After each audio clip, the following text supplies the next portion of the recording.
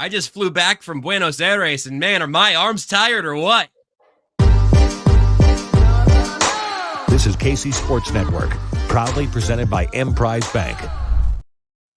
It really was a week of good karma for the Kansas City Chiefs. If you don't believe me, check out the standings, check out the schedule. The Chiefs took the week off, Travis Kelce took off, and we're here now talking about the Chiefs standing alone at the top of the AFC. Seth, what are you looking so exasperated about? Do you have any idea how bad a dad joke has to be for me to not like it?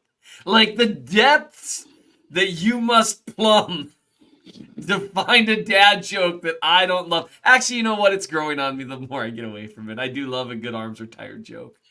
And here's the thing, if you're not expecting it, bam, joke still counts. Nate, you got to enjoy something like a breath of a bye week for yourself. That had to be absolutely freeing.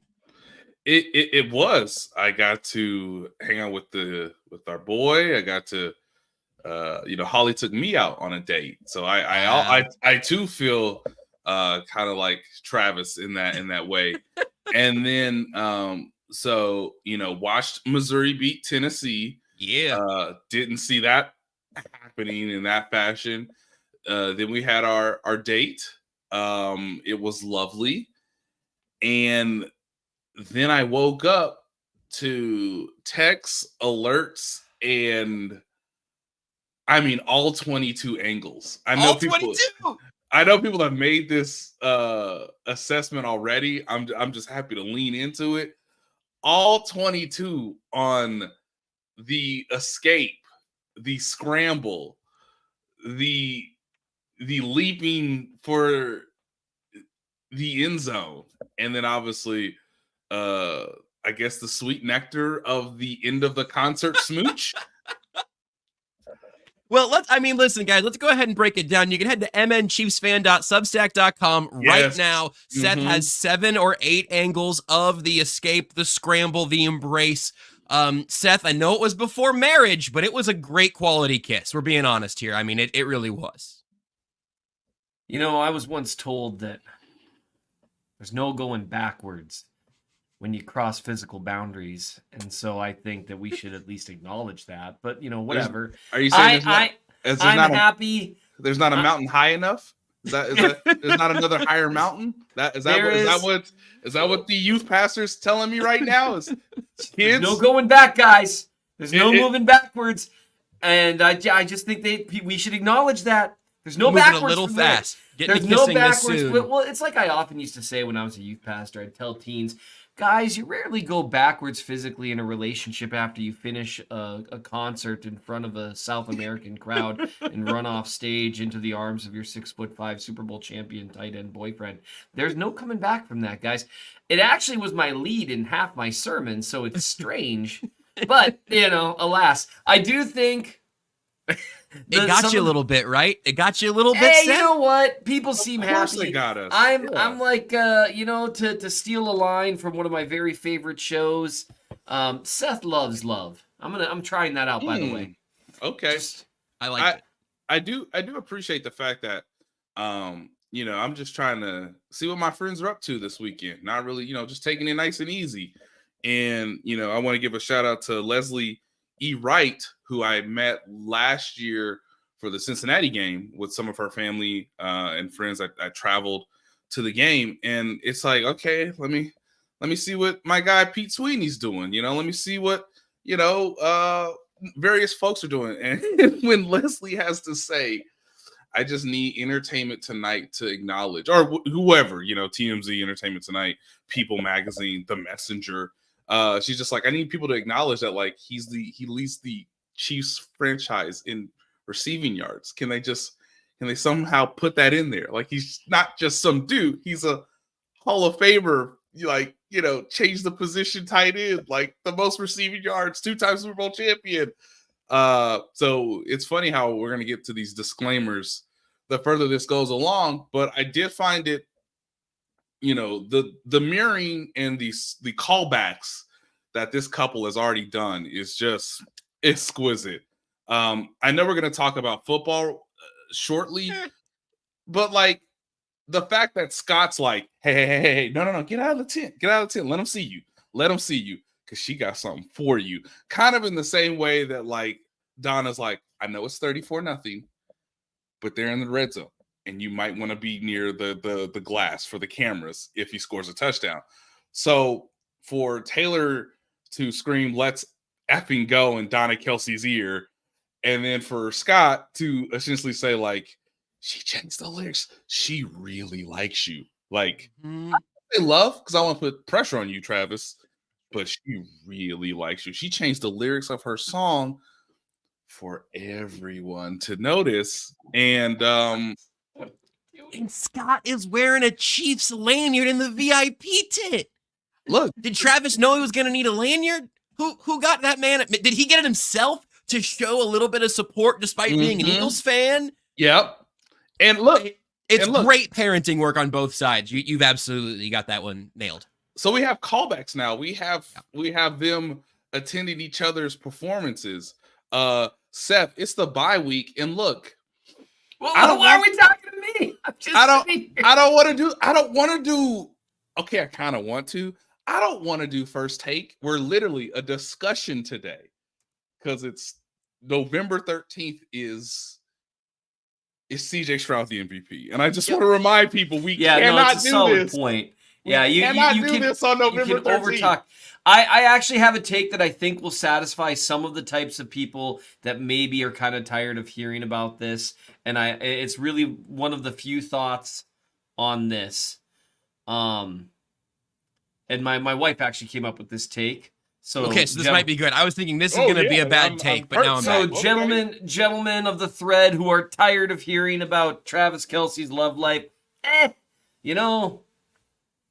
it's the bye week. Let's talk. We'll talk about a bunch of football. You know it. I know it. We'll take 4 more minutes to do this. But it's mostly gentlemen. And I've got good news for gentlemen who are sick and tired of hearing about this, which I understand. I'm happy for people, but I'm also like, yeah, fair enough. My wife made a good point here, though, because she follows this stuff more closely than I do. She knows a little more about Swifties than I do.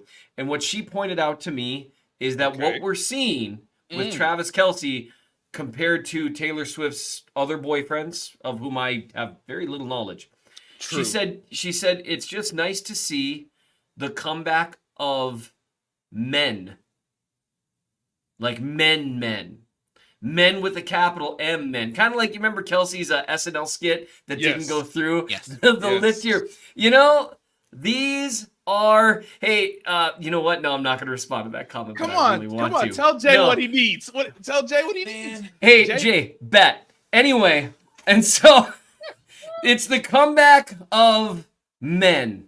And as a guy who cannot get away with the new men stuff, I am going to, the not so toxic masculinity. Men are making a comeback here. Men who are able to open the pickle jar, to open that car door, to fight to the death if you're attacked in an alleyway, to wrestle a bobcat to the ground. I'm not sure why a bobcat. It's just a mountain lion scares me, and a bobcat seems a little bit easier. I mean, if it's a mountain lion, I love my wife, but I don't know, guys. One of us has to make it. Anyway, so Jazz's take on this, it's a little bit of a comeback for men. Like, the men type men. Men who are singing that they're men in tights. I do think I've kind of been waiting for this bit to run out, but I know it hasn't yet, so I do think one of us should interrupt him, Nate. Okay. He's been saying the same thing for several minutes, and I don't know if I love where it's going. Well, Jay made a promise, I wanted to see if he'd keep it. Okay, Jay. We can just directly address. This is good. I like this. We have a great energy for today's show. Okay, here's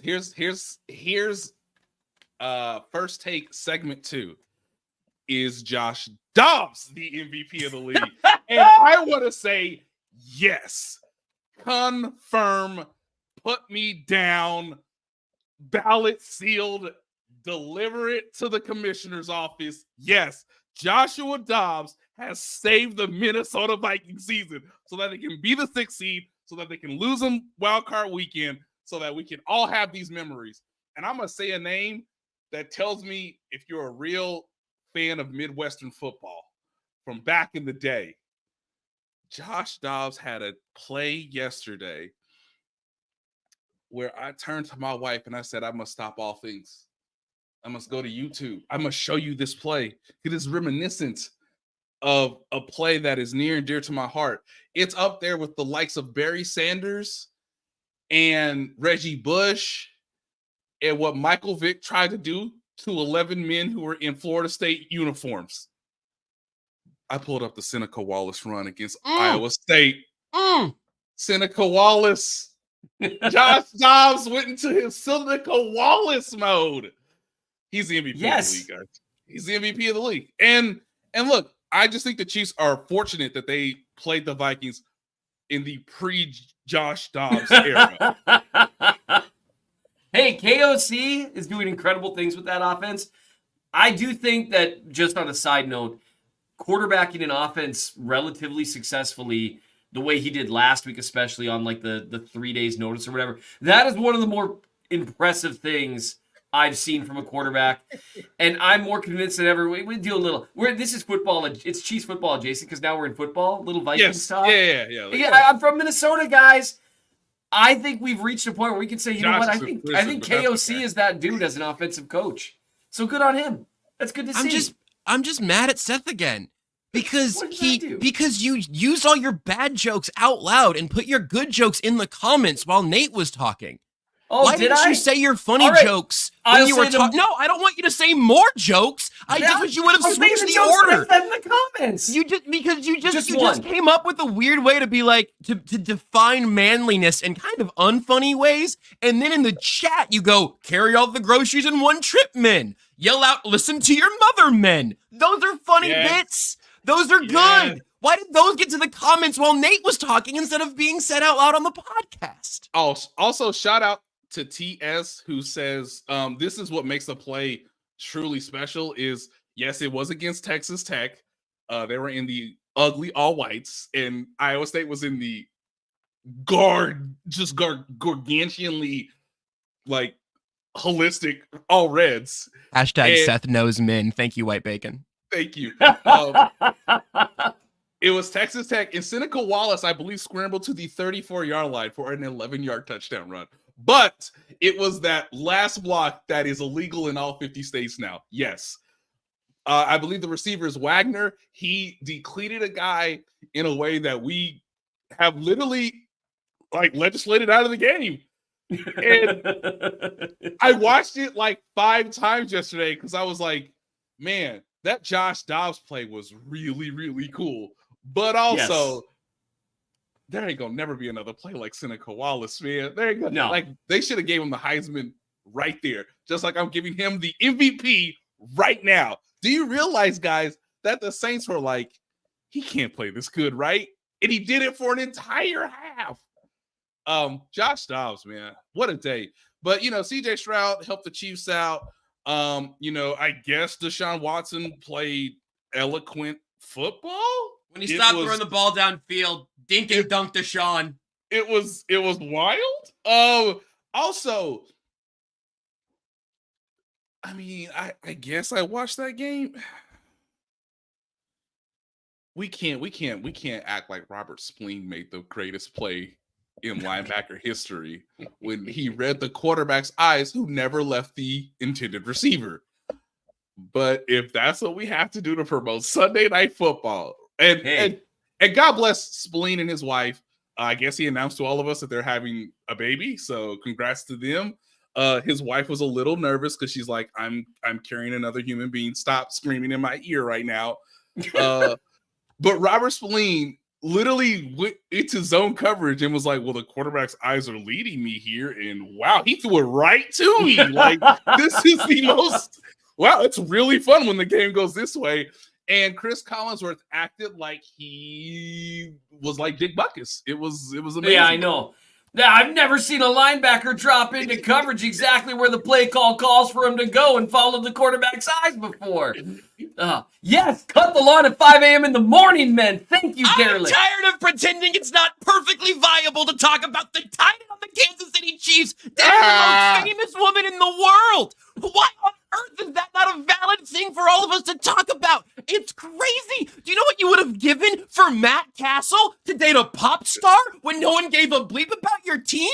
Every person complaining about Taylor Swift now in Chiefs Kingdom was weeping, gnashing teeth, watching ESPN every day because they wouldn't talk about the Kansas City Chiefs who were going to go 6-10. They never talked about them on ESPN because they were completely irrelevant. Completely irrelevant. And now they're the most relevant team in the world, and you don't want to hear about it anymore. Who's Jessica Simpson's sister? What's her name? You know, Josh. This is KC Sports Network, proudly presented by Emprise Bank. I threw to a break, Seth. There was a really. Do I have no authority? Maybe. Look, I'm glad to be back and that the roommates have, the roommates are having a little bit of a moment, guys. And, I'm just here to be wacky and somewhat insightful.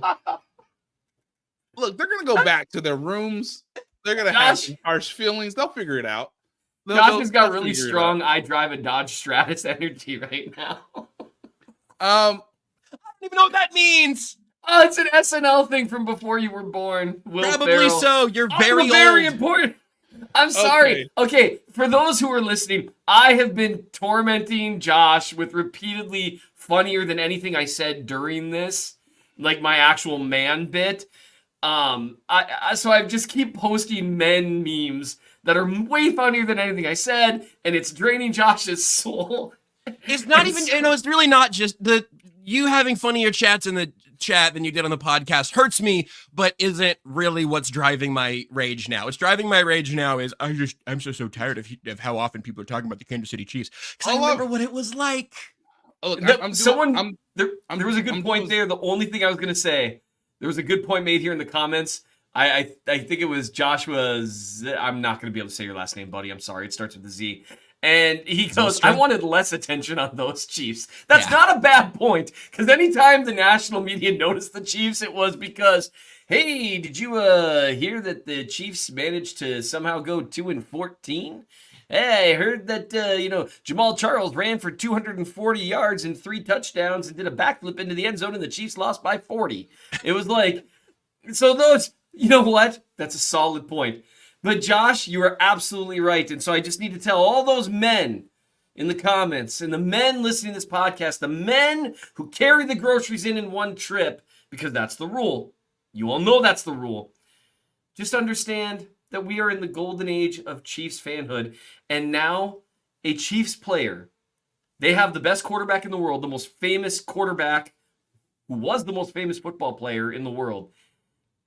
Travis Kelce's now the most famous football player in the world, which is kind of weird and funny and odd that it would happen because of this. But, you know what? I'm just going to enjoy it. My wife asks me about the Chiefs more often now. It's kind of nice. I've done some research. If you're asking for a comparison in status, Matt Castle would have dated Ashley Simpson. That's where we're headed. Ashley Simpson right now, per Google, is 39 years old. Matt Castle's 41.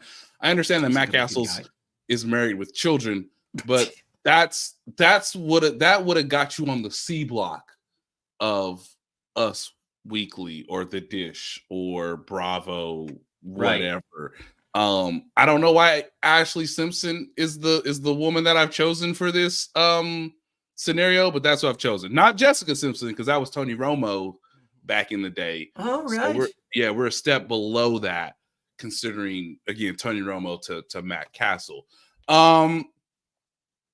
So what Andy Reid told us today is basically that they have chosen to not play Kadarius Toney, and I'm gonna yell again.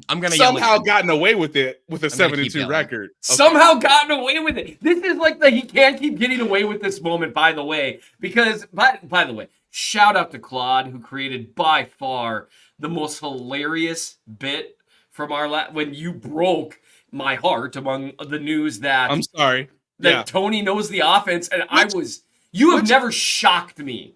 Which Andy essentially alluded to today. No, guys. We've chosen to only play him 7 snaps against a legitimate contending team, the Miami Dolphins. We chose to do that. and we still won the game.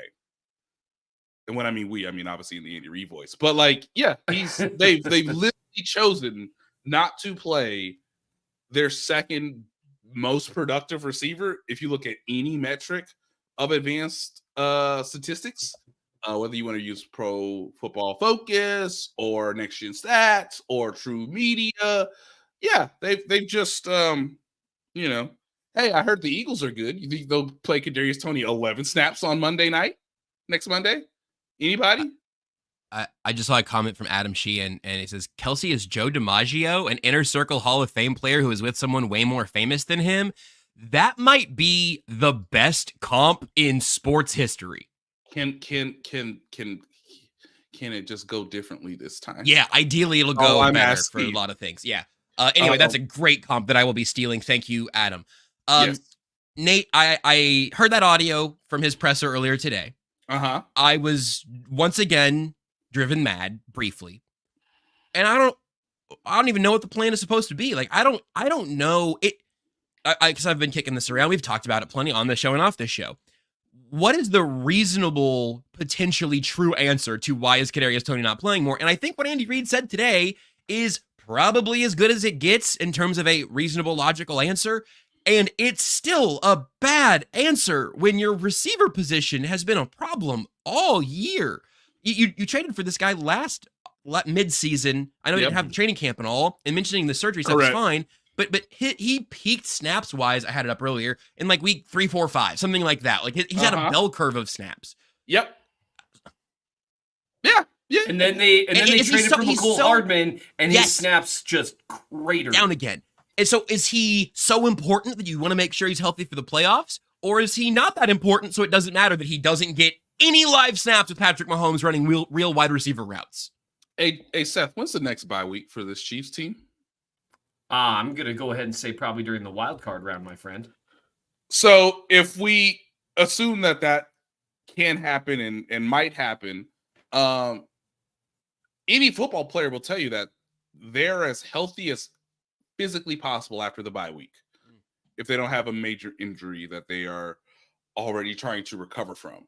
So while Andy Reid chose to be more honest than usual today, it does demonstrate that Kadarius Toney's never going to be healthier for the remainder of the season in a contact sport that is incredibly violent and hard to play.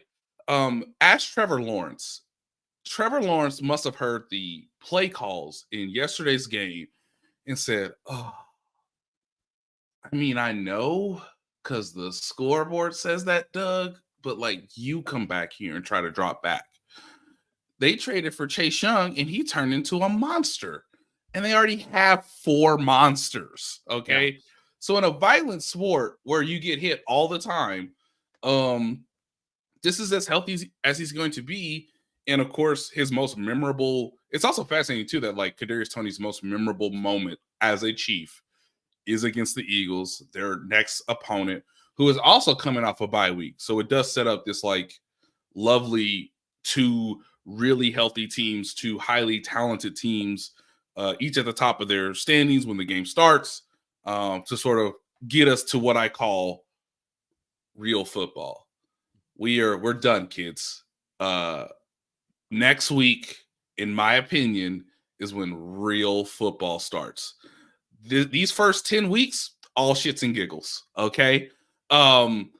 It's mostly to find out who you are and who the opponents are and who's got a decent coach. And, it's also nice to have, Joshua Dobbs go from Cleveland to Arizona to Minnesota before real football starts. So if you want to have a true sprint to the 1 seed, if you want, and I always say real football starts once you get to like Thanksgiving, when the weather starts to change, when you have to start adjusting not only your own tendencies, but like your own play style to the weather. You can't just sling the ball 50 times if you're playing in Green Bay, if you're playing in Pittsburgh, if you're playing in Chicago. You can tell when the statistical data starts to morph because there are good coaches, there's attrition, and all of a sudden the weather changes. So this is as good as Kadarius Toney's gonna feel. This is as good as Isaiah Pacheco's gonna feel. Hell, Travis Kelce flew to Argentina just to get some of that Colombian coffee, I'm sure. And this is as good as he's gonna feel because he's 30 freaking 4. So if you're not going to show your true, I guess, capabilities against the Eagles on Monday night, then why would you save him for these 9 games if you weren't going to sort of theoretically flip the switch to ensure that you get, as I asked Seth, when is the actual next bye week? Yep. And I want to talk, Seth, I know you're working on right now kind of things the Chiefs should be doing out of the bye to recalibrate on some stuff. Nate, that's the first one that I would have asked about if we didn't end up here anyway, is what are we doing with Kadarius Toney?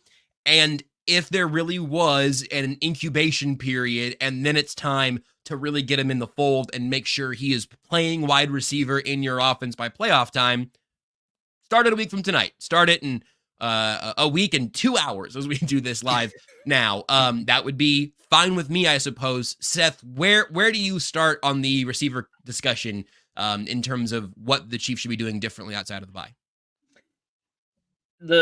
Just to touch on the Kadarius Toney thing, I guess it makes sense, sort of. Like, it makes sense from a certain perspective. I don't know if it's what I do, but they really seem to have decided, like, if they don't think the guy can stay healthy, because they seem to have a pretty decent-sized role for him before Drop Mageddon in week 1. And then Andy was like, we probably brought him back a little too fast. And I just, it is weird to me that his snap count dropped off so drastically once Hardman came on board, and the fact that Hardman's out-snapped him the last couple weeks. All of these things are weird to me. And so I took some time over the bye week to really kind of examine the Chiefs' offense. There's a lot of people that have a lot to say about play calling. I'll be honest. There are opportunities there. Andy Reid in year 9 million as an offensive play caller has not lost his fastball. Now, does he do things occasionally that make me crazy? Yes, he does. But those are the same things that he's always done, and they've been fine mostly during the Mahomes era. So it's not like they're not calling any of the good plays anymore. That's not exactly true. What I've kind of come from, like, after really looking at some of the wide receivers and looking at a few of the games, I think the Chiefs and Andy Reid has often, if you look back at wide receiver snap counts, not just this year, but last year, the year before, even when they had Tyreek Hill and Sammy Watkins, he really did do a bunch of this musical chairs at wide receiver stuff. You'd have, Tyreek Hill obviously get like 80-85% of the snaps, but then you'd have like 3 different dudes getting like 50 to 60% of the snaps. He's often done this. Well, he's always done this. And this is the year to me that I'm a little more just stop it. Because with this current group, when you've got guys that you are trying to work into the fold, I think one of the most important things for the Chiefs in terms of how things will look in the playoffs for their offense will be Rashee Rice's role in the offense and Kadarius Toney's role in the offense. Because they are the 2 most talented playmakers they have on offense. And stupid Kadarius Toney bringing me back in with one really awesome run.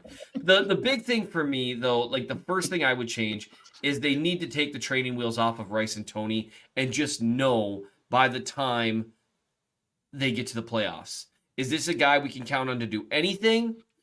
Or, like I said last week. Anything, everything, or nothing. Like, go ahead, can you put him in a bucket? Yeah, put him in some kind of bucket. And just have an actual defined role for the guy. And the other thing, like the one thing that I'd said was, like last week, you can't call up, 5 slants for him a game. You can't do that. And that's where I think getting the playmakers the ball, enlarging not just the snap count, but the role for Kadarius Toney and Rashee Rice, especially Rashee Rice. I don't feel the need to explain that because I think everyone wants that, right? Yeah, sure. Yeah. And so by actually expanding both of their roles, I think it would force Andy Reid to simplify a little bit on offense. I don't think you've got a group of guys here that can run a bunch of option routes constantly. I don't think you can run a bunch of bending routes around zones. You don't have those guys now. You don't. So you can't run it like you do. And so I would like to see a little more of a simplified, controlled offense for some of the guys, while Travis Kelce just does whatever the crap he wants. Because that works. And that allows you to utilize guys like a Tony, who maybe he isn't a guy that's going to do some of the things that you'd look for in a 70% of the snaps rule. But that's where I would start. And again, it comes down to the idea of, you're telling me Kadarius Toney with 4.4 speed can't run a post down the field? Like, he just can't do it? Because that's what you're asking with some of these snaps that you're giving Justin Watson and MVS. You're just having them run posts and nines. You're asking them to take the top off the defense. Well, give Tony a chance to do that. Excuse me. It's very upsetting. Thinking about it. Yes, he's emotional. My favorite play that I rewatched about 10 to 12 times from the Miami game in Germany was that the Chiefs on like 3rd and 20, I believe, literally ran wasp. Like, they ran it. And it was hilarious because, of course, that play is designed for Tyreek Hill. You know, it worked really well in the Super Bowl. But I think both small and from a grand perspective, it's not going to work the same way it worked with Tyreek Hill in the biggest game of the season on 3rd and 15. But MVS has a step on both the corner and the safety. For whatever reason, Patrick chooses not to throw it deep. And in one of the most odd sights you'll ever see, Joe Thuney just gets whipped. Mm-hmm. And that's why the play doesn't work. So it is a mixture of things that makes it really, really hard to sort of pinpoint one or two things, if that makes sense. You call that play with the understanding that, like, hopefully Donovan Smith doesn't get beat. Donovan Smith holds up really, really well. So the quarterback's blind side is protected for him to have faith to throw the ball deep on 3rd and 20. But because Joe Thuney gets beat in a unusual quick fashion, Patrick doesn't throw the ball. He already has in his mind issues with, his connection with MVS. And then instead of a deep incompletion, a pass interference penalty, or just a arm punt, it's a strip sack fumble.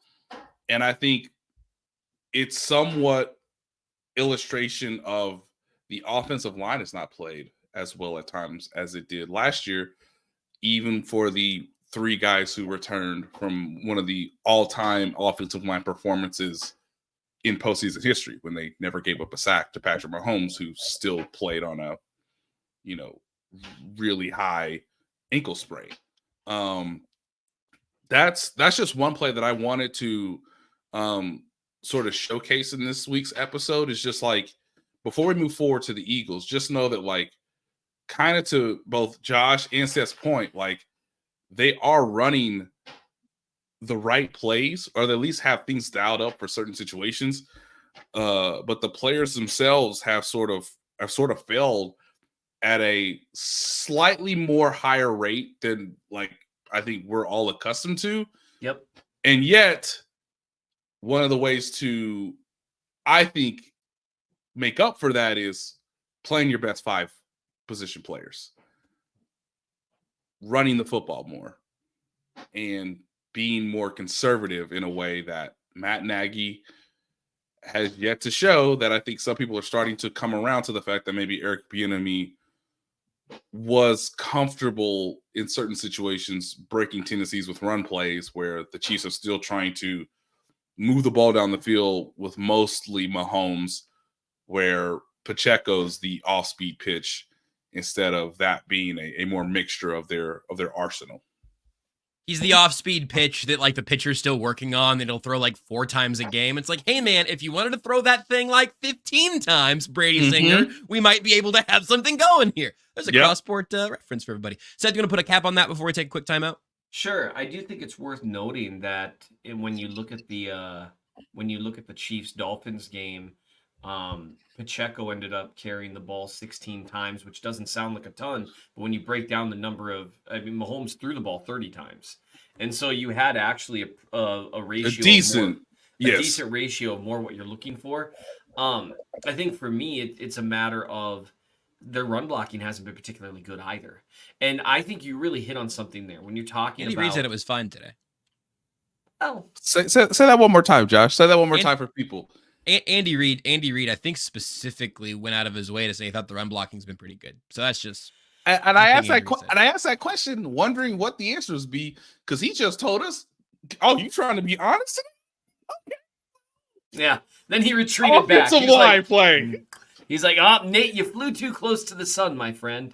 Yeah. He's like, "No, we're playing great. We're playing great." And I was like, I guess, but. And one thing that I really do think is interesting, like, and there's a really good actual, like, I can see examples of it when I look in the comments. I'll see one person saying, well, Mahomes is playing worse, and other people are saying, well, the receivers are never getting open, and other people will say, and this is like what you'll experience on Twitter too. It's like, well, the offensive line's playing poorly. Here's the deal: none of those position groups, I think the receivers have been the worst of the 3 that you're talking about there. But it's not like they've been total garbage. You go turn on the tape of that Broncos loss, and they left a lot of yardage on the field with open receivers. They just did. Mahomes didn't have a particularly good game. That happens. What you're seeing with the offense, in my opinion, because I see other people saying, oh, it's too vanilla play calling. There's been guys available. Mahomes had Noah Gray for, a 60-yard gain at the very least, and they've got shot plays that are designed. Teams are playing a little more single high against them, and they're dialing up some of the same shot plays they used to punish them last year, and something is just a little off every time. And people don't like to hear this, but the unfortunate truth is execution accounts for the majority of the Chiefs' offensive issues here. And because it's not any one person, just, like in the Detroit game, Kadarius Toney had horrific drops that completely swung the game. The Chiefs should have like a 1.5 game lead on the AFC. They don't, but whatever. When each group, your wide receivers, your quarterback, your offensive line, just performs 5% less than you'd like, the problem is they take turns. So that doesn't affect 5% of the plays. That affects 15% of the plays, or 14 or whatever. Forgive the math. And that's one of the things that Reid actually talked about after the Denver game. And he saw a little step forward against the Dolphins, still some problems, where he just said it's one thing or another. And they're all things, to be perfectly honest, the receivers worry me the most. That's why I'm like, you need to get your best, like Nate said, your best 5 guys out there and just start getting them reps and reps and reps and working on that chemistry. But the rest of it is just guys playing the way that they've played the last couple of years. And it really sometimes is that simple. Well, you know what? It's never simple getting Tucker D. Franklin involved in this show. The D in Tucker D. Franklin stands for DraftKings, which means it's time for Tucker to tell us about our friends over there. The little KCSNDK combo. Tell us about it, Tucker. Ooh, yes. Can you believe we're already this deep into the NFL season, and we got to make every second count with DraftKings Sportsbook? You can make the most out of every game day. Bet on your favorite teams for a shot at winning big bucks. New customers can score $150 instantly in bonus bets for betting 5 on any matchup. Looking ahead at the lines this week, Chiefs 3-point favorites on the Philadelphia Eagles coming to town. We'll get a little bit more on that game here coming up. And you can get in on the action with DraftKings Sportsbook, an official sports betting partner of the NFL. Download the app now and use code KCSN. New customers can score $150 instantly in bonus bets for betting $5 on the NFL. Only on DraftKings Sportsbook with code KCSN. The crown is yours. Gambling problem? Call 1-800-GAMBLER. In New York, call 877-8-HOPE-NY or text HOPE-NY. In Virginia, visit www.1800 responsiblygambler.net. Please play responsibly. In Connecticut, help is available online for problem gambling. Call 888-789-7777 or visit ccpg.org. On behalf of Boot Hill Casino and Resort in Kansas, must be 21 plus or older in most eligible states, but age varies by jurisdiction. See DraftKings.sportsbook.com for details and state-specific responsible gaming resources. Eligibility and deposit restrictions apply. Bonus bets expire 168 hours after issuance. Terms at sportsbook.draftkings.com/football terms. Josh should have read that through first before I started reading it live on your program, but back to you, sir. Listen, man, it's a lot of reading, and sometimes reading a lot of text very quickly is not as easy as you very frequently make it work. Hopefully, we'll be making it work with Benny Heisler right now. Benny and the Bets here on KCSN. Benny, how you doing, sir? What's happening, fellas? Apparently, the D in Tucker D. Franklin, descriptive. I've done a few of those DraftKings reads. Man, like, you need maybe the D stands for drink. Like, after you're done reading one of those, you're like, yeah, all right, I probably need to pour myself something at this point. It's Tucker Disclaimer Franklin, actually. That's where it really all comes in. Well done. This conversation can continue for ages. Well, welcome to Only Weird Games. It will. Every conversation here does go about 20% too long. First and foremost, Ben, if people aren't familiar with Benny and the Bets here on KCSN, where can they find it? What do you do? Why are you better at this than all these other schmucks like us out here just tripping over ourselves trying to make bad bets? Probably because you guys are actually out here hosting like a really fun, entertaining show, and I'm just like, hey, we got to get the betting stuff going on together. Honestly, I mean, like it's about time and opportunity, and I think what's fun about what we've tried to do with our show in particular is I think most people are starting to get the sense of betting is not this elaborate chase of trying to win as much money as you possibly can and take down the books. Like, we got jobs, we got lives, we got kids, families. Like, this is about when you finally get your kids down. Maybe, you're like me, you got 2 young ones, and you just start putting the game on. You want to place a couple bets. Sports betting is more of a community, more so than trying to just take over something. And that's kind of what we've wanted the show to be about. We've wanted it to be very community-based. We wanted it to be not just like informative, but also fun and insightful, and make it so anybody can partake in it. We didn't want it to just go towards like a typical audience. We want anybody to make sports betting something that's, oh, okay, like some of my friends are going to be placing a bet. If you get a text message saying, I can't believe I lost the same game parlay, you're just part of the conversation now. It's another aspect of the sports water cooler that I think, as long as you find a way to make it a little bit more relatable and open and inclusive, then you can have that same type of fun, and you hopefully are winning a few bets along the way as well. Yeah, and also, if it's not fun, I think you've lost the plot, generally speaking, and obviously you've got a good angle on that. What's up, Nate? I was just gonna say, so Minnie, you're saying that I don't have to treat as someone who does not gamble, for the sake of the shield, journalistic integrity. So you're saying that my buddy shouldn't go into this like it's Ocean's 11, like we're not gonna take the house. We're just gonna try to get in the room so they can let us have a little bit of fun. But yeah, I always think of gambling of like, if I get this 7 game parlay right, I am doing the equivalent of stealing from the Bellagio. And it's like, no, you probably shouldn't do that. You should probably just, again, pick your spots and have fun with it. Yeah, you're more likely giving back to the Bellagio bank as opposed to stealing from them. Listen, the sportsbooks will be the first to let you know when somebody hits a 7-game parlay, because they want everybody to try and go after that. Listen, if you got a free bet, if you want to go ahead and take a step, it's however it's going to make your game day experience a little bit more fun.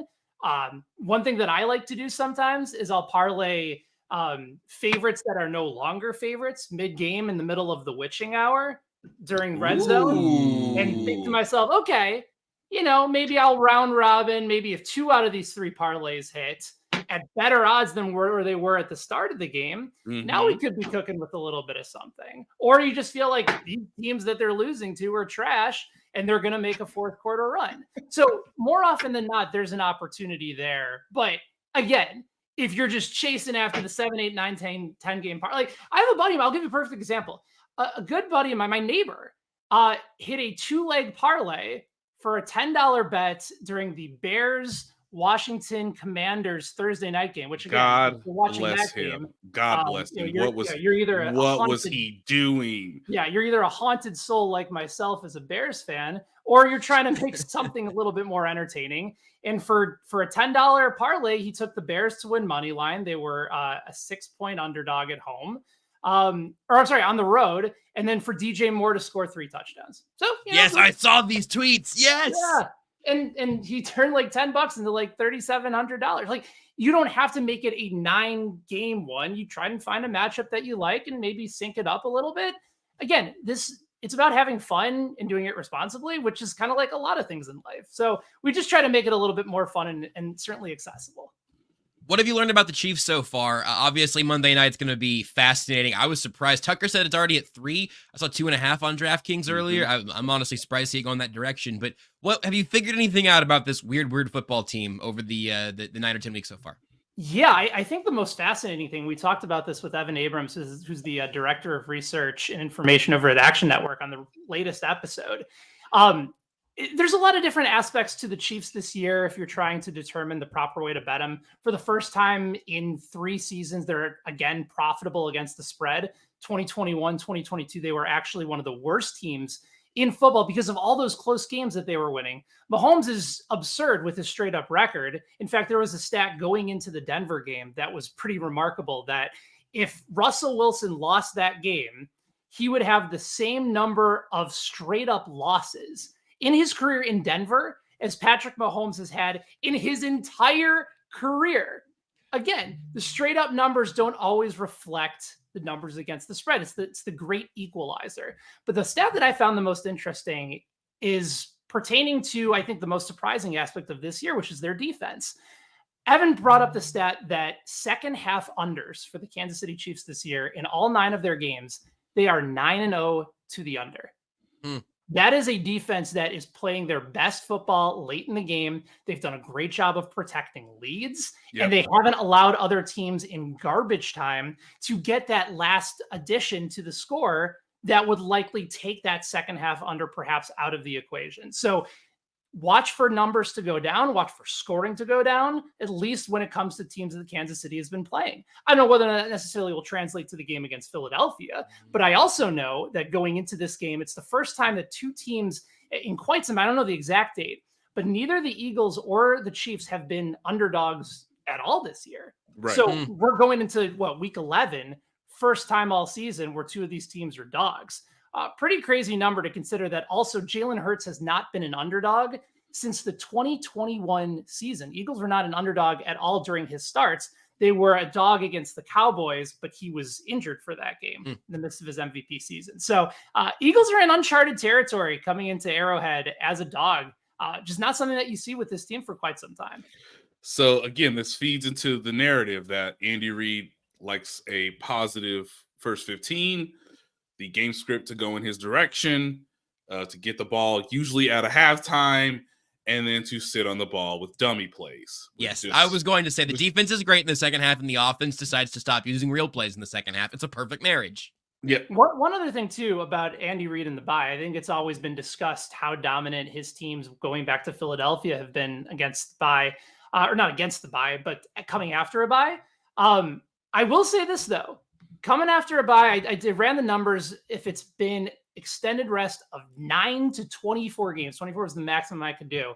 Against the spread, Andy Reid in his career in Kansas City, just 11-13 against the spread. So yeah, they're winning these games, and it's kind of reflective of Mahomes as a quarterback. They'll win the game. Whether or not they cover, it's kind of right at that 500 mark.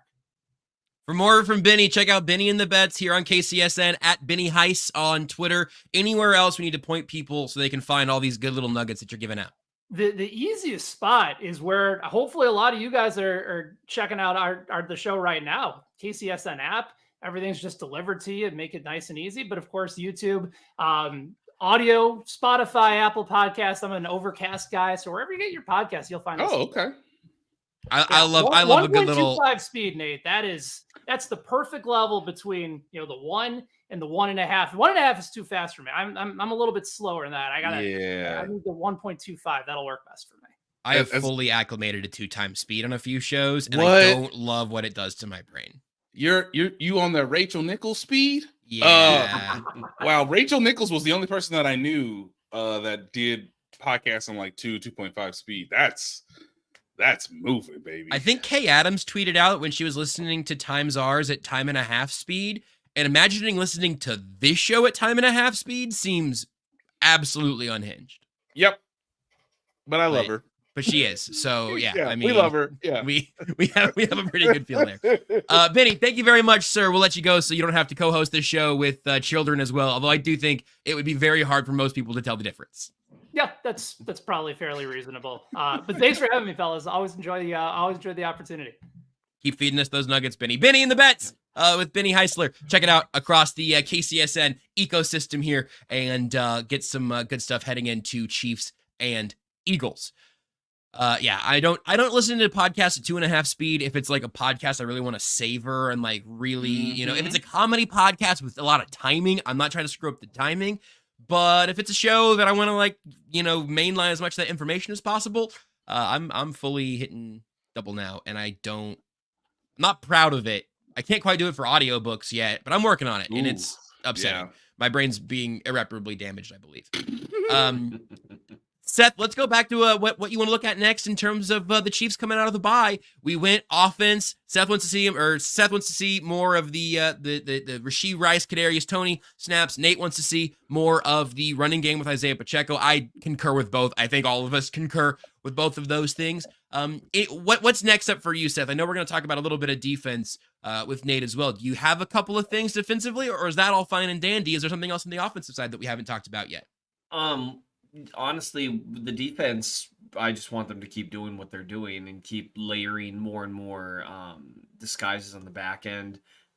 One thing that's really gone underrated because I think they're second in the league in sacks.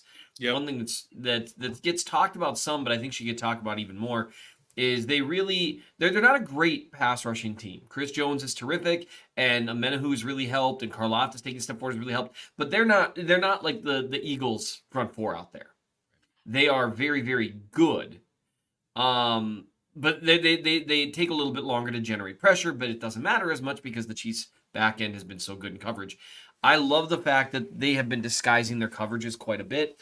I would love to see them use more simulated pressures, which is essentially you're still rushing 4, but they come from weird angles. And so oftentimes the broadcast will refer to them as a blitz mistakenly. Yeah. It's not technically a blitz because you're not sending 5, right? And so I'd like to see them utilize that more because they do it really effectively. And they rotate really effectively. They move their coverages around really well. It's nice to see. I do want to say, but I mean, really, it's just more of the same with the defense. Just they're tackling so well. The biggest thing. A little defensive caveat of offenses are watching the Chiefs defense and they're adjusting to what the Chiefs defense has been doing. There will be counter punches. So it's not just run back the same stuff. You got to keep up in that chess game, and that's something that I think this crew is very, very capable of doing. Good leadership. Yep, and Spags has done a good job with differentiating game plans depending on the opponent and what they're good at. Some of the things that he does, you can dress up differently every week, like moving Chris Jones around to find matchups and also take advantage of slide protections to open up rushing lanes elsewhere.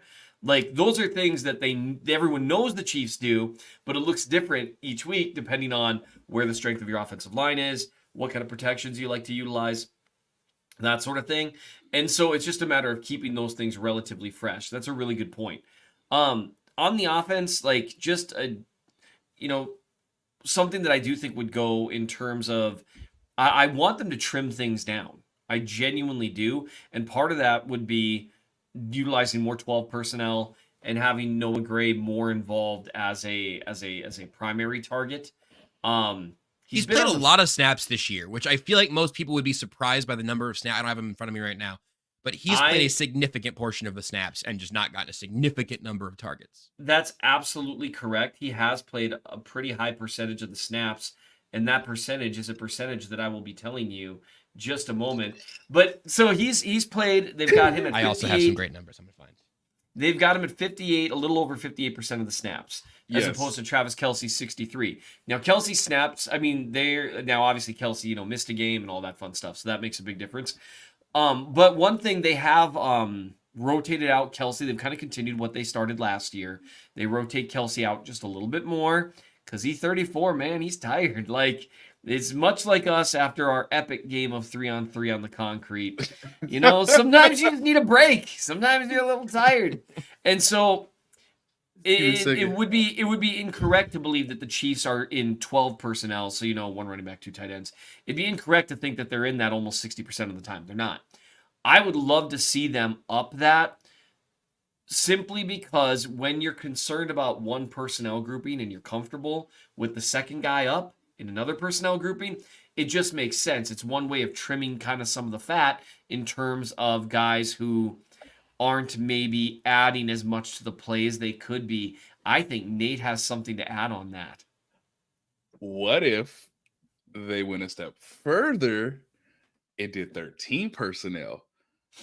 Because per True Media, they are averaging 6 yards for every play that they run in 13 personnel with 3 tight ends on the field.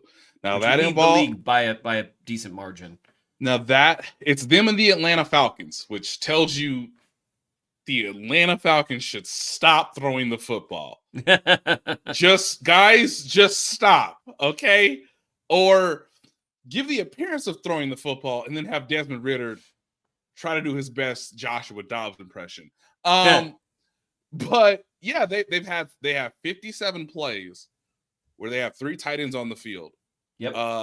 They are like Patrick Mahomes is 18 for 23. Again, one of the highest completion percentages based on the amount of attempts that he's had in 13 personnel. They ran the ball 33 times. They have a pretty good success rate. They only have 2 turnovers. That is 1 interception and 1 fumble. So I'm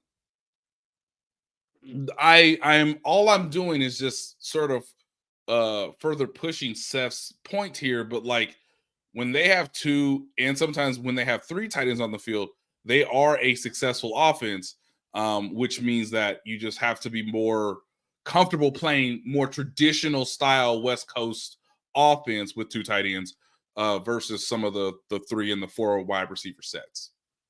I absolutely agree. I have a very basic. Well, they have scored with them when there's 2 tight ends. When there's just 2, True Media tells me that they're averaging 5.6 yards a play, 9 touchdowns. Patrick Mahomes has completed 73% of his passes, and they have 5 turnovers. So again, pretty high success rate, but it gets even higher with the additional 3rd tight end on the field when they like to make those choices in either the game script or obviously the down and distance. I have a very basic box score counting stat that I'm going to share because I was shocked by it. Noah Gray is 5th in receiving yards for the Chiefs this year. And he is he is 1 good game away from being 3rd. It is Travis Kelce with almost 600. It is Rashee Rice with 378. Justin Watson has 276. MVS has 249. Noah Gray has 214. Noah Gray has 13 more receiving yards this year than Sky Moore. He also has more than Isaiah Pacheco and Jerick McKinnon and Clyde Edwards-Helaire and, of course, Kadarius Toney. That shocked me just doing some tight end research over the last week or so, and it doesn't feel like he's been that involved. He's also around the same 1, 2. It's funny, top 5 in receptions, Travis Kelce by a mile, Rashee Rice by a good bit, Isaiah Pacheco 3rd, Kadarius Toney 4th, Noah Gray 5th. He is 5th in receptions and targets in this offense. And the majestic white horse on the sandy beach knows how to make that first defender miss quite a bit. Yeah. If you want to go against games where he had some success against the Broncos, One of the more impressive plays was against, I believe, the Jaguars in week 2, where his ability to make people miss in the open field led to them scoring an actual touchdown for Sky Moore later in that drive. So yeah, there's just things that you can notice. It's funny to me that, we live in a context, or we're told, I don't know which one is true. I guess I'm being contrarian here, but coaches love to tell us, I'm sleeping in that desk, Josh. It's me in that desk. I like to tell the players, Seth, I know everything because I see everything. Guys, you think I saw my wife this week? I'm in here grinding so that when we give you this game plan, rest assured, we went through every scenario possible. But coach, real quick, in the back, why y'all need the bye week to figure out some of this stuff if y'all in there all the time? Great question. Why y'all just not figuring this stuff out? And y'all in here all day, 7 days a week. Well, and unless we're I traveling. would just one of the problems is that you can be subject to overthinking things a little bit. And I think sometimes you put so much time and effort into something that sunk cost becomes a bit of a thing, to where it's like, well, we put in a lot of time trying to have our offense work this way, and if we just tweak here and there, then it's going to work. I just, and again, Andy Reid has shown the ability to morph his offense over time. It's really easy to forget now, but in 2021, the entire conversation was around the Chiefs' offense being broken. And that was with Tyreek Hill. That was, it was like, no, it's over, man. It is over. The ride's over. Teams have figured them out. They had multiple offensive performances that were abysmal. They had a few more firework performances too. But that was the idea that it was over, and Andy adjusted. The thing I think that frustrates me a little, and I know we're not planning on going this direction necessarily, but I don't know. You mentioned it like in terms of the work and stuff. So what's frustrating for me is the adjustments that Andy's made in terms of being a more 12 and 13 personnel-based offense, getting under center a little more often, running the ball in ways that really complement Pacheco and the offensive line. Those are some of the things they did to start to turn things around last year, too.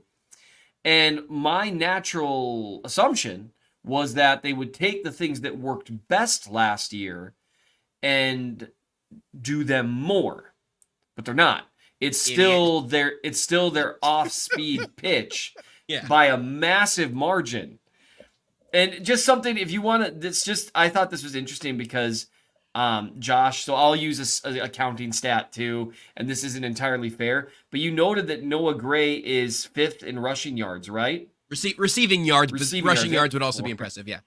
It's impressive that he's 5th in receiving yards because he's 8th in targets.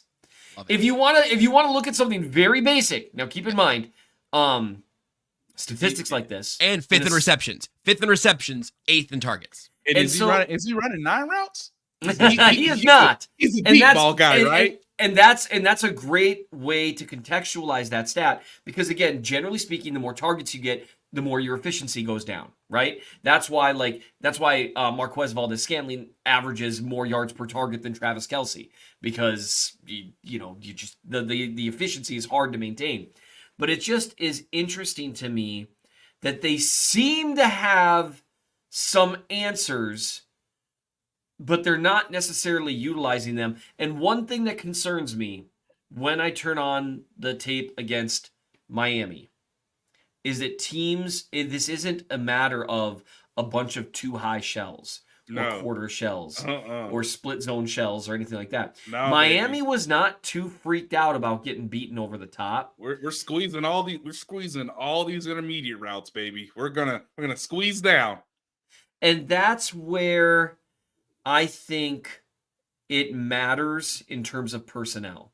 Because I think Justin Watson maybe should scare teams a little more than he does. He's done nothing but, generally speaking, perform in a niche role. MVS has had a disappointing season. And so that's where I'm perfectly fine. You've got 2 guys that do the same thing that are seeing the field way too much. And so you've got to, and I understand that Tony and Rice that are doing the same thing, not very effectively, to the thing you just said about how the Dolphins are playing. Yes. And so you want a guy that if you get the right kind of coverage, can run away from someone, Justin Watson can do that. MVS can do that. But you got to pick one. And then you've got to have guys that can threaten intermediate of the field while still threatening a little bit deep. And I just don't see any reason why Kadarius Toney can't be that guy. When again, you're talking a post or a 9. You're not talking about something overly complicated or double move. You can run a double move. Or a little double move. The offensive someone line that can up. threaten something beyond what they're used to seeing, because teams understand that yes, MVS can run away from some single high coverage, but if you just account for that, he's not really going to burn you intermediate. So sure, give him 15 yards of cushion, and then play single high over the top. I'll say 2 things really quick. To Seth's point earlier about simulated pressures, I think the Chiefs can do that because you have Mike Dana and George Karlaftis, who are pretty agile, dropping in space to at least take up some version of Robert Spillane. Like, if your eyes take me there, I'll go. But like, I'm just here as furniture. Don't look over here. I got a 56 in my jersey. So they can run simulated pressures more, and that can actually work more in the A and the B gap, just as it works as much on the outside. So what Seth is saying is, when you go back and you watch Tershawn Wharton's sack, that is technically, I believe, a simulated pressure, because it's McDuffie coming off the slot, and it's Karlaftis on the opposite side dropping into coverage, which is where Tua, I guess, where you can say his initial restarts. And then he notices, oh, snap, like Trent McDuffie's in the backfield, and he runs right into Tershawn Wharton's lap for a pretty big pivotal sack to end the drive. Yep. The second thing is, it's okay, guys. I think Michael Christie's got it right. They're 7-2. It's one of the most strange, weird things about this season is they are playing to some degree closer to the 2021 team, but they're 7-2. And Joe Burrow is scared because his offensive line is garbage. The Ravens can't win at home when they have a lead. Is Buffalo gonna make the playoffs? Is the Chargers keep charging? Good Lord. It's how you score on your last 5 possessions and lose. How? The Dolphins they can't beat a good team. Yeah, wake me up when they beat somebody with a winning record. The Jags, the Chiefs beat them with like a B- game. Yeah, what's wrong with the Jags is also offensive line play. When Trevor Lawrence gets hit, the entire offense sort of crumbles. And look, they are a team that needs to play from a certain script. They cannot play from behind. That was both evident in their loss to the Chiefs, to the Texans, and obviously yesterday against the 49ers. So look, they're 7-2 with a chance to improve. Mm-hmm. But again, real football starts a week from now. Right. Because you go against a team like the Eagles, who are the leader in the pack in the NFC. Then you have a, I guess, competent Raiders team that plays to its small advantages. At least a Raiders team that doesn't openly hate its head coach, which is a change. Right. Yeah.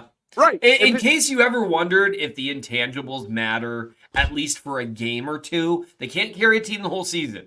Right. But they matter a little because it's hard to play for someone you hate. And it's kind of like any other job. If you've got a job that's a real hard and you just hate your boss and you hate this stupid play that he called and you hate that if it works, he's going to take credit for it. And you hate that he's making you do this. It's just a tiny step. They said the quarterback was going to come back off a back issue. Why he's scrambling and putting his back out there in risk? Oh. And also, if his back is hurting, is that why he can't throw the ball deep to the guy that's wide open all game? Is that why? Coach. I know Hey, we don't have the guy. Brian Hoyer time. So at least Antonio Pierce was like, you know what, Melissa? Stop asking me. We need to run the ball on first down, second down, third down. If we get in the red zone, I might think about passing it. Have you seen Zach Wilson? I'm trying to get this job. Are you in your mind? Oh. Well, Aaron Rodgers is going to return in like 3 weeks from what I'm hearing. So sometimes you got to listen to some Dolphins. And against a bad offensive line, that is the reason he is hurt. Sure, Aaron. Sure. Yeah. Hey, you know what? I'm here for it. I'm Team Chaos, but Nate, I'm looking at the AFC standings right now. And it really is worth noting, like, the Bengals are always going to be dangerous. Joe Burrow's a terrific quarterback. Lou Anarumo is low-key been the most important member of that organization during their run. And I would say Jamar Chase, but sure. Yes. All I do is I look at their playoff runs and I watch Big Lou hold team after team to below their averages. I know Kent's going to come through my window to strangle me, but there are a lot of good teams with good defenses and good receivers that don't win anything. We don't have to be dismissive of the quarterback. I'm not dismissive. I'm saying Big Lou has been the most important guy, and Joe Burrow is in a very close second. Nah, I'm kidding. It might be 1 and 1A. I don't know. You guys both had answers that weren't Joe Burrow, so I'll just take Joe Burrow. I guess that's fine. Joe Burrow he's a terrific quarterback. You know, Joe Burrow didn't take off Lamar until Jackson scares me. showed up. But when you look at, you know what, we're doing a snake draft now. So you went Anarumo. Nate took Jamar Chase. I'm gonna say I get 2 picks, right? So I'm gonna say Joe Burrow and Brett Veach for taking Clyde Edwards-Helaire instead of T. Higgins. And I'm gonna say Sam Hubbard. Oh, I'm taking Trey. And so hopefully he's okay now. But it's just interesting if you just pull up and look at the AFC standings, there really aren't teams that are terrifying. And so it's just, I think Nate's making, is your overall point, Nate, like, hey, maybe we should calm down a little bit. Like it's probably like we'll see. Look, they've got a tough schedule coming up here. Maybe they drop 3 in a row, and if they drop 3 in a row, they'll be 7-5 and still squarely in the playoff hunt. Right. I think there's legitimacy to both sides. Like they have a chance to get better, and the conference is not as tough as we thought it is outside of the AFC North. But also, they got real issues that they need to sort of address, and their first opportunity to do that is against a really good opponent. Who they last played in the Super Bowl. There's also another example that is true. And I know that there's been Eric Bieniemy all throughout the comments, ladies and gentlemen. I can't remember who the sideline reporter is during the Germany game, but I do want to point out that one of the best parts of the rewatch is NFL Network saying, all right, we're coming back to Germany. It's 4 minutes left on the clock. And I don't know. Sheila, you have something for us down there on the field. And Sheila goes, well, guys, Matt Nagy got the entire offense together, and he tried to mother bleep them. And so Patrick got involved, and he said, yeah, mother bleep them. To which, Matt Nagy's trying something new. We'll see if it works, Jim. 3 plays later, 3 and out. Punt. Not great. But also, if Sheila had said that in 2022, 2021, 2020, 2019, 2018, Eric Bieniemy got in their ass. It's usually touchdown. Both things can be true. Sheila was probably either Sarah Walsh or Stacey Dales, based off I googled who the broadcast crew was. They were both sideline reporting, so I don't know which one. Let's say Sarah Walsh, who I actually just wanted to said hello to. Hi, Sarah. You're in this role. You're gonna play Sheila, okay?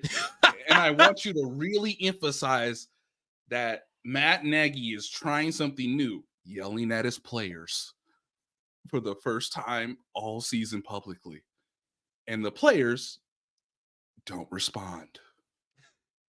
All right, go, Sheila. That's probably the end of the show, right? I mean, we can talk about defense more on Thursday. We'll look ahead to Chiefs And Eagles, I imagine then we'll have a show. We'll probably go this upcoming Thursday and then kick it to Tuesday to have one to recap Chiefs Eagles. But we'll let you know that for sure on the next episode. We will be back on Thursday. Seth, anything you're just dying to say before we get out of here? It's been an hour and 15 minutes, so I would think probably not. Good. Okay, Seth's done. Nate, get us out of here, and Tucker, mute Seth. Eric Davis, thank you. We saw him at the Record Bar. Shout out to his band Hombre, who's been a part of some really cool stuff that you also check out.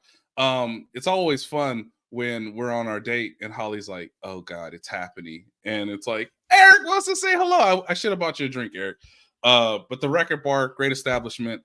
You know, Sarah and Eric Hill, Mayor Sly, Steve and Nancy on my flight back from Germany. Also wanted to say a quick thank you. Guys, the former mayor asked for my photo, not the other way around. It's made my season, and I just wanted to share you that little bit of info. I was tickled, you know, that Mayor Sly was like, no, let's take a photo. And I'm like, it's supposed to work the other way around. You actual civic duties. I make faces on a podcast. I'm just a dude that tells you Sheila needs to be on the sidelines of every game because I like saying the name Sheila. Does anybody know a Sheila? Not personally. It's kind of one of those oldies but goodies, you know? Like, we don't name people Marilyn Monroe because they're not dating Joe DiMaggio anymore. So, you know, hopefully this is all full circle. But look, Matt Nagy, if you just keep getting in their face and screaming at them, the narrative will change. Oh, Matt Nagy got in those boys, you know what's, and they scored a touchdown. And the narrative's got to change. Meanwhile, Eric Bieniemy is just looking at Ron Rivera like, can you do something on defense? I'm doing the Lord's work over here, okay? They gave me 2 minutes, 2 timeouts, and I got Sam Howell. You just going to give up a game-winning field goal? I didn't need to sign up for this. Guys, I don't know where this is going, but ultimately, Josh Dobbs, if you remember nothing else, is the league's MVP, okay? He left one team and joined another, and he's going to lead them to the Super Bowl or the playoffs, the NFC Super Wild Card Weekend, not knowing where his locker room is. You know, it's really all about timing when you yell at people. Got a few more good ideas. Yeah.